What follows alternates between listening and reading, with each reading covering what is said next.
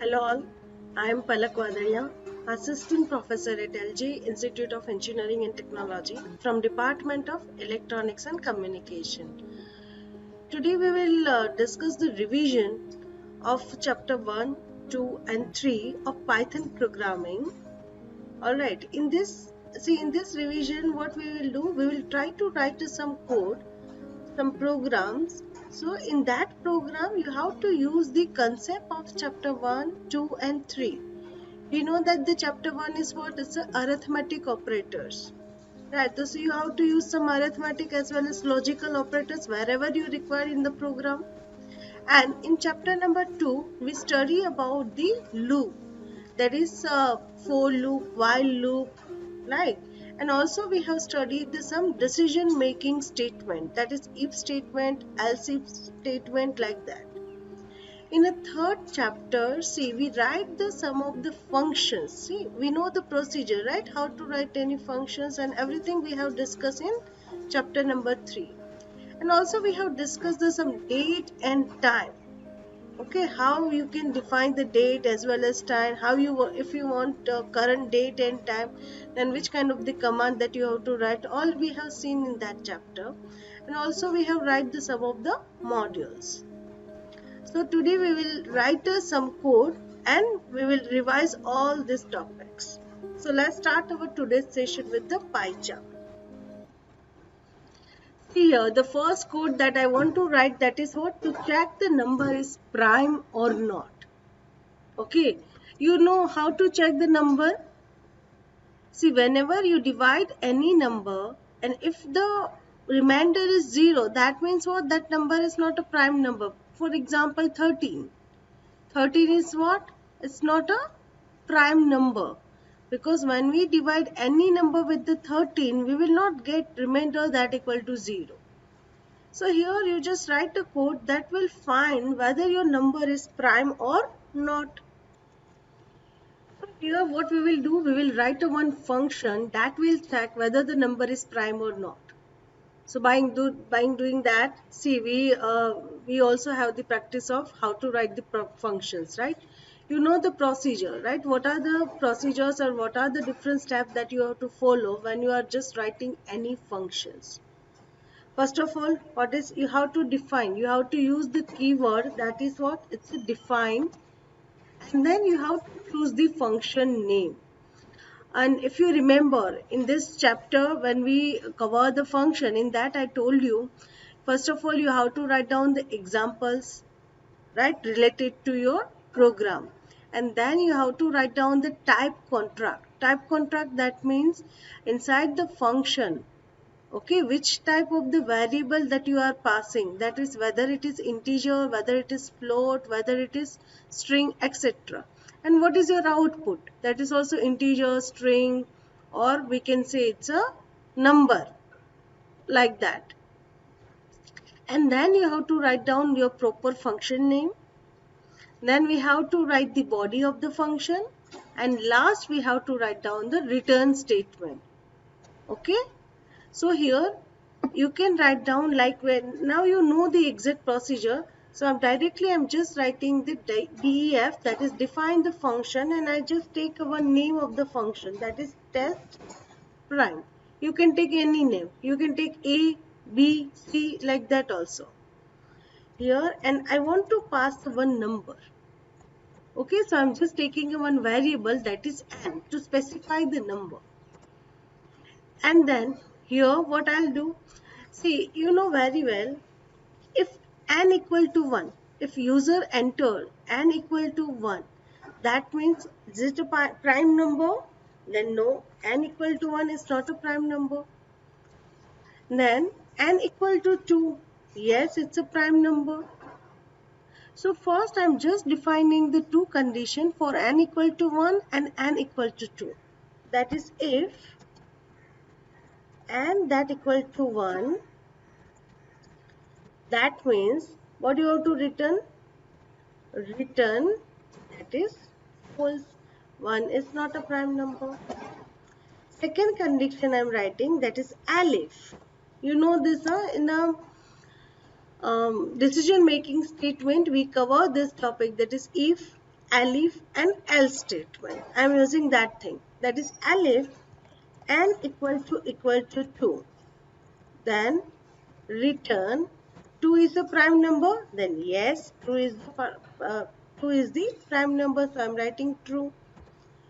Now any number that is greater than 2. So for that I am just writing the third condition, that is else, and I am just putting a one loop, that is 4. I am just taking any variable, that is x, in range from where? Yes, it's a 2 to n. See, we want to divide this number, like start with the 2, then 3, then 4, and if it is a 5, then definitely that number is divisible with the 5. But we have to check whether this number is divisible with the 2, 3, 4. If it is yes, then it's not a prime number.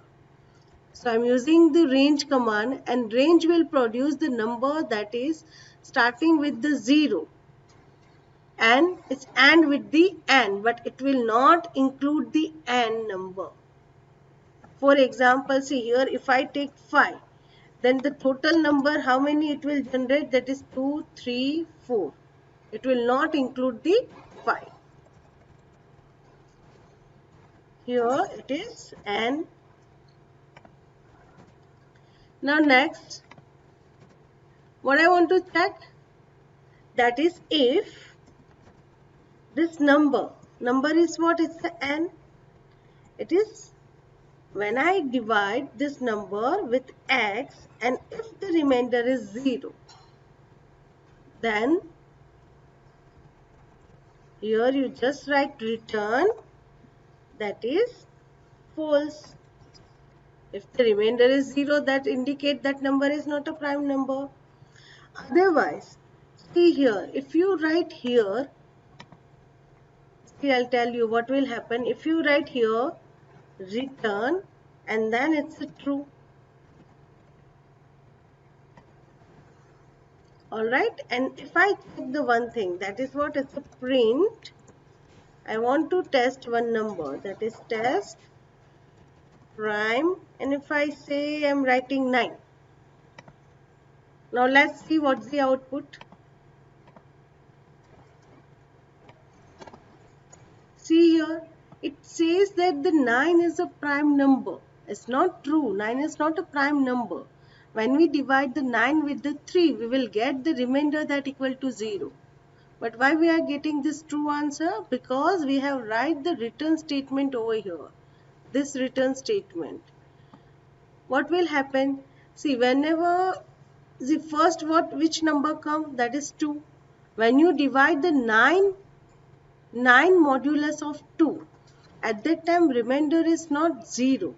So it will not execute the body of this app statement. Directly it will return, that is what? It's a true. So likewise, whenever this loop is completed, the last answer is what? Is it true? But here, if you write this return statement here, and then you just execute this code. Yes, 9 is not a prime number. If I say 11, and then let's check what's the answer.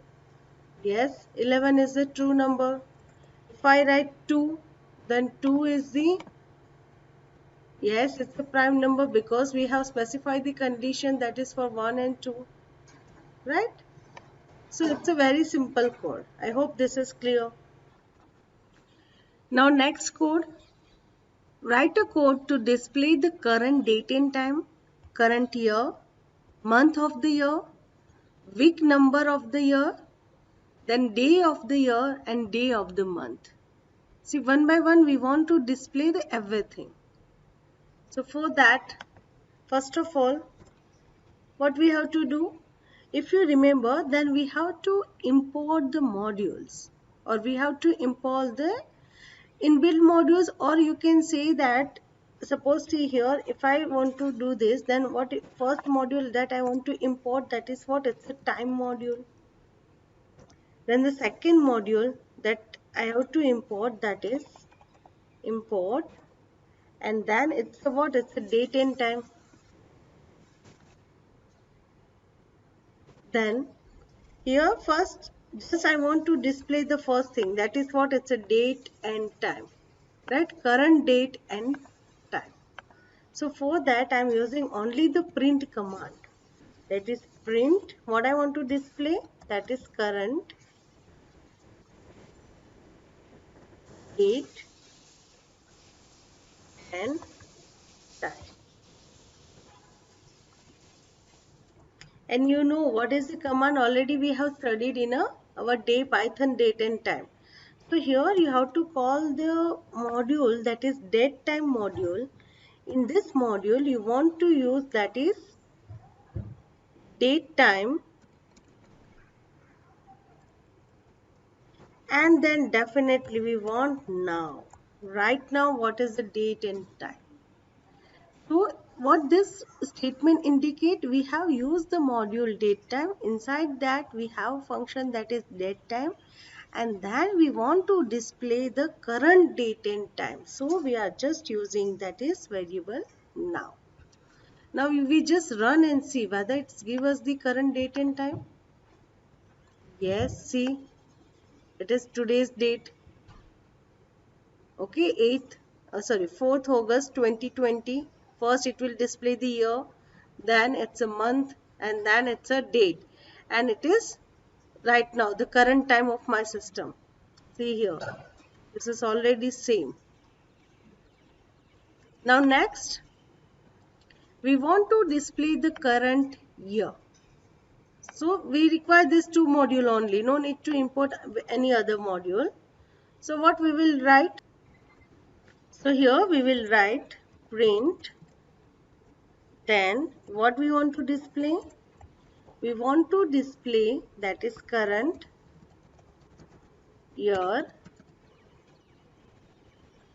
And here what you have to write down, yes, definitely you have to first write down date time dot date, then it's today, because we want the current year.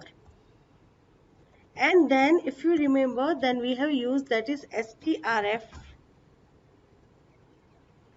that is first one. And then here what you have to write down, here you just mention I want the current year information. So it is what, it's a Y. Now let's run this code and check whether this will give us a 2020 or not. Yes, the current year is what, it's a 20. Now next is what? That is, we want to write down the month of the year. Instead of year, what we required? We required the month.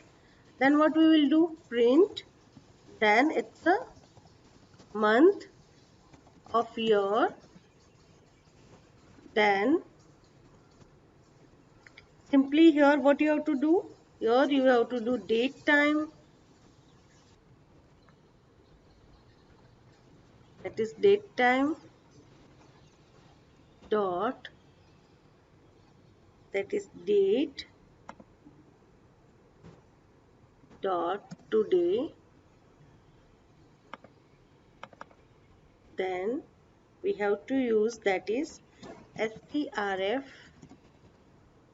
time. Inside this we have to use, that is capital B. If you remember, we have discussed this capital B also. Let's see what is the output, that is August. It's give you the full name when you are using the capital B. Alright. Now next what we want to display, that is the week number of the year. So what we will do, we will use the same thing, same command, but instead of B, what we have to write, that is W. Let's check. Control C, then Control V. Then here you have to define, that is W. Now let's see what happened here, capital W.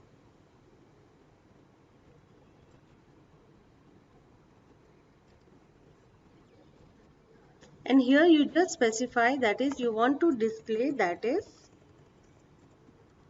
week number of the year. Okay, let's run and check. What's the output? Yes, it's a 31. So you just calculate the number of the week that is starting from the January to till this date. So total number of the week, that is what? It's a 31. Now we want to display, that is the day of the year, and then we want to display the day of the month. Now here again I am just copying this command and just print over here. And here what I have to write, that is I want to display, that is day of the year.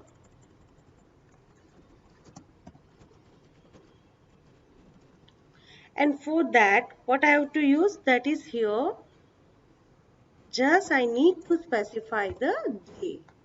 And let's run this code. Yes, that is the day of the year is what? Is it 217. Okay, you have to count the total number of the days that is starting from the January. You just calculate in January how many days, February, then March, April, like that. Till this date, total number of the days are what? It's a 217. Now next we want to display the day of the month. So again I'm just copying this and I'm just pasting over here. And here just I need to specify the D. And let's run this code.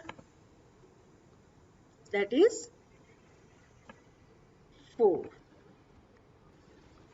Because the today's date is what? It's the 4. And why it is here day of the year? Because I have not changed this. I have to change, that is what? It's the day of the month. Now you just run this code.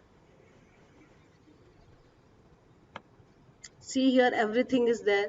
Current date and time, then current year, month of the year, then total week, then total number of the days, and then the day of the month. So I hope this exercise is clear. Thank you.